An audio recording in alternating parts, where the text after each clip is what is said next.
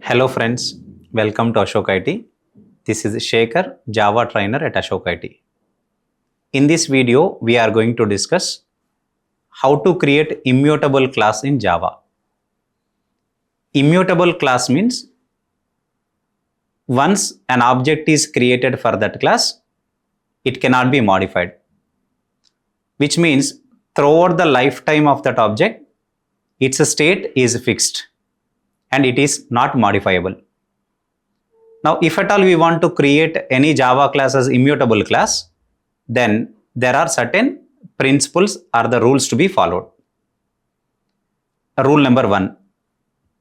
When you are creating the fields, you should declare the fields inside the class as private and final. Private means they are not accessible at outside the class. And final means the variable can be initialized only for once while creating the variable, otherwise within the constructor. Now, the second principle or second characteristic is don't allow to create subclasses for this class. So this can be achieved by declaring the class as final. If you make a class as final in Java, then that class cannot be subclassed, so that the child classes cannot override the methods of the parent class. Now, the third rule, when you are creating any Java class as immutable class, for final variables, you should define only getter methods. Don't create setter methods. When you declare any field as a final, then setter methods are not allowed. Only getter methods can be created for the final fields. And additionally, if in case your class contains any mutable object field, then when you are initializing that field, you should create a deep copy of that field.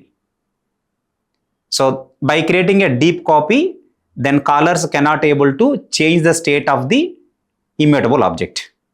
So we will understand all these things in detail by creating an example. Let's move on to the screen. So here,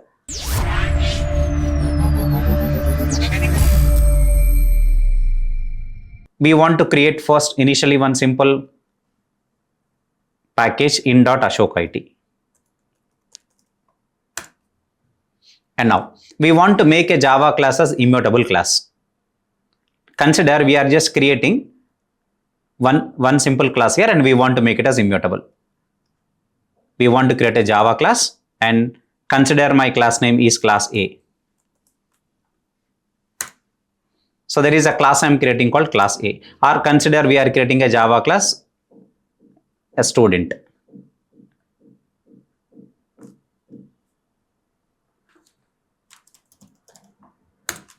Now this student class is containing fields like private, final, int ID, and also private, final, string name. So we are just making the fields as final fields. So when you create the fields as final, okay, then we can assign the value directly, or we can also define a constructor to assign the value. Now, I also want to make this class as final. I want to define a constructor.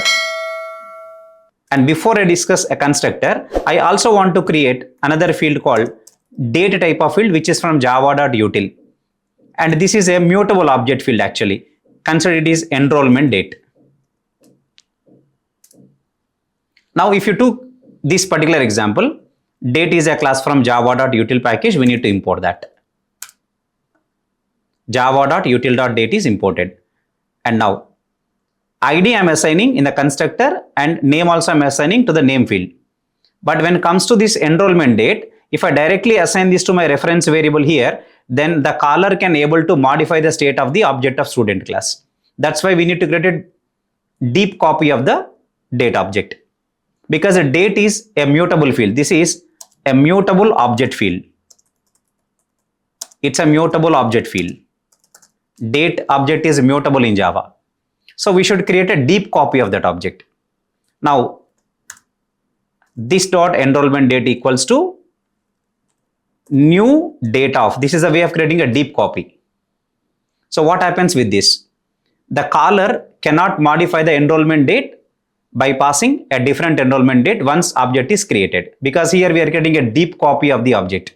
We are not directly assigning this given parameter to my reference variable. So in this way, I can protect this. I can make my total this student class object as immutable object. Now, only getter methods are allowed to define, setter methods are not allowed. Now, let's create the getter methods. And we want to create getter method for all these fields. And when you are creating a getter method also, don't directly return your reference. Create a deep copy and return it, so that the caller cannot able to modify the state of the object. If you directly return the reference to enrollment date, the mutable object, through this the caller can able to modify the year or modify the day or the month. So deep copy we should return to make our student object as immutable object. Let's do one thing.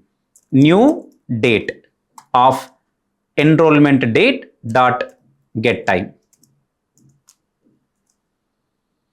Now I just want to override a toString method to print the details of this object. We are overriding toString method here.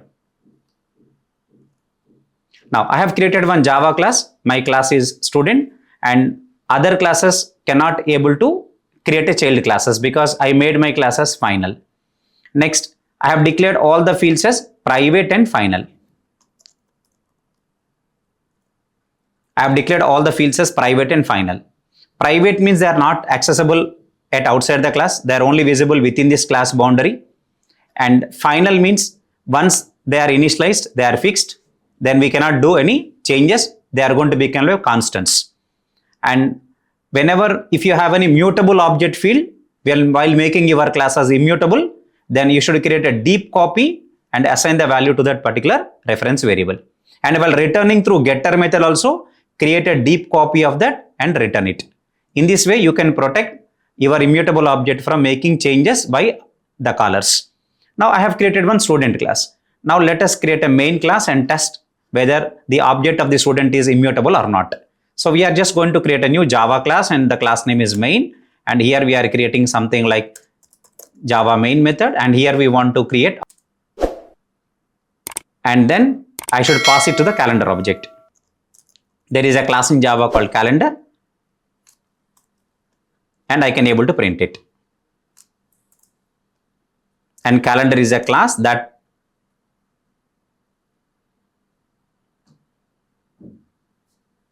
we need to import it. We'll import this calendar from java.util.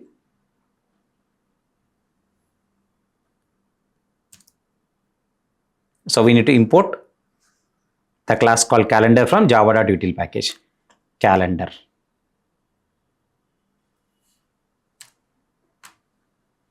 Okay, we are going to import calendar from java.util. Okay, right. And if you want to print, if you want to print the calendar object, you can create this calendar. Otherwise, directly you can print the date. Now I can say received date dot get year. Directly year I want to print by calling received date dot get year. Okay, now let's run this code. Okay, there is a semicolon expected.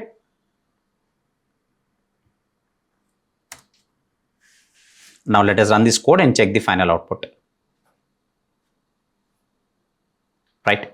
Of course, it has given me, it is actually going to take the year as from, this is 2025. So it has given the answer as 125. It is actually 2025. Okay. Now, basically the year I'm setting is 2024, but when I receive the year, it is not 2024. It is 2025 year, right? So basically, through this date, I cannot able to modify the date. This is available in the student object. So which means I'm totally making my student object as immutable object. So for example, we want to set the date. Consider set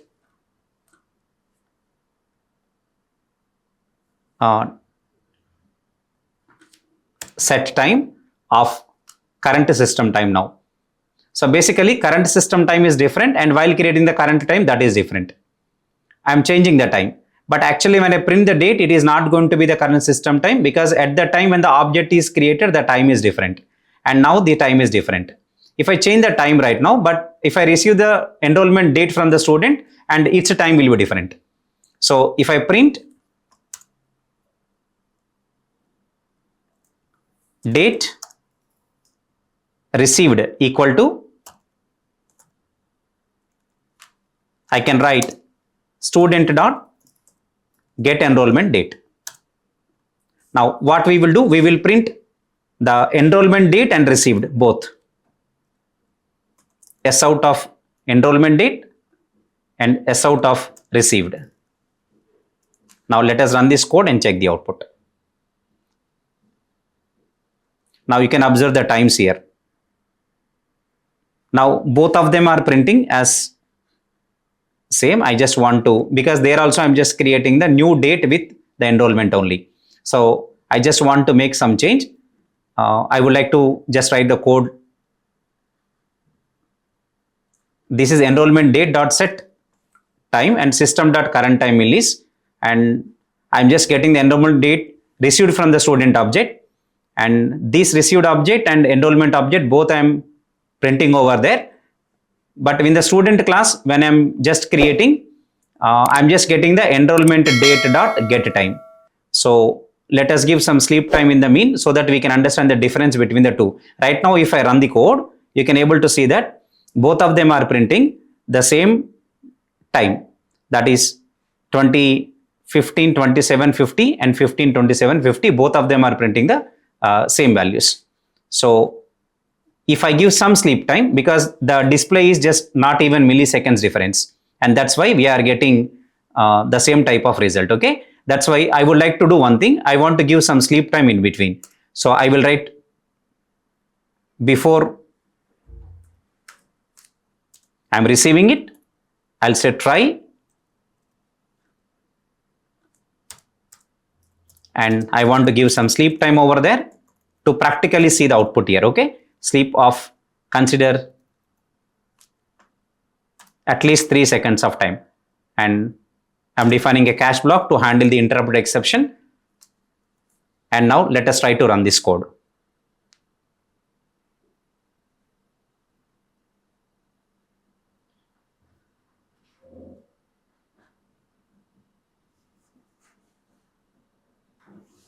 And now you can see the difference.